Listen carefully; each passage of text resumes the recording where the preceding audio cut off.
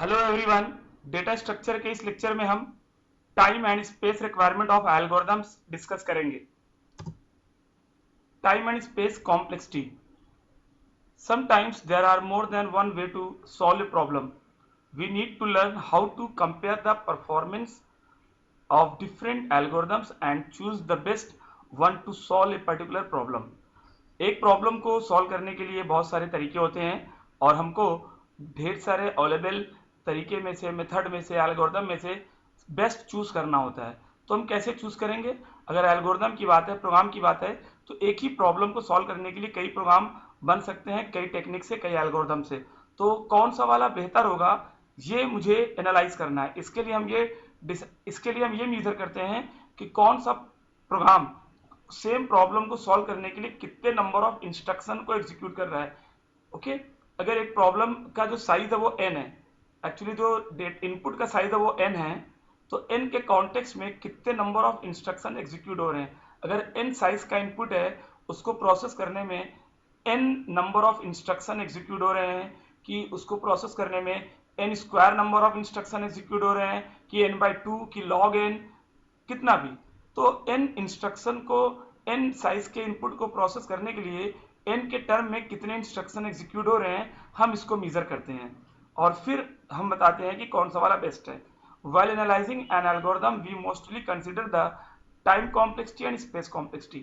Algorithm की analysis को major करने के लिए, एल्गोरिदम की एनालिसिस करने के लिए हम लोग टाइम और स्पेस कॉम्प्लेक्सिटी को मेजर करते हैं। Time complexity of an algorithm quantifies the amount of time taken by an algorithm to run as a function of the length of the input.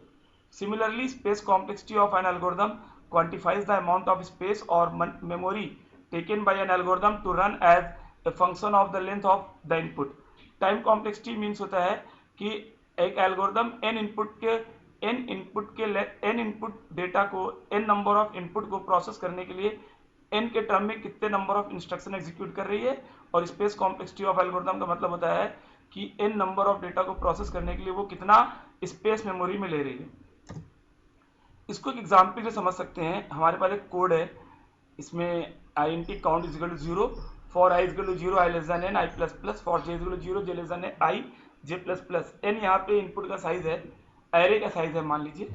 Okay, अब यहाँ पे देखिए I is equal to 0 के लिए j वाला 0 बार चलेगा, count plus plus होगा। I is equal to 1 के लिए j वाला 1 बार चलेगा, I is equal to 2 के लिए j वाला 2 बार चलेगा, I is equal to 3 के लिए 3 बार, I is equal to 4 के लिए 4 बार, एंड सो ऑन। तो let's see how many times count plus plus will run. When I is equal to 0, it will run 0 times. When I is equal to 1, it will run 1 times.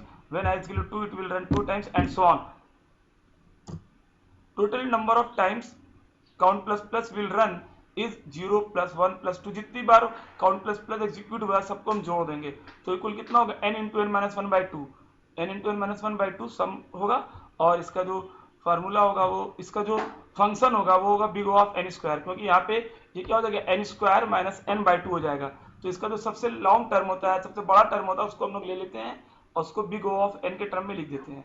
यानी कि इस जो मेरा ये code block है, हम back होके दिखा रहे हैं आपको।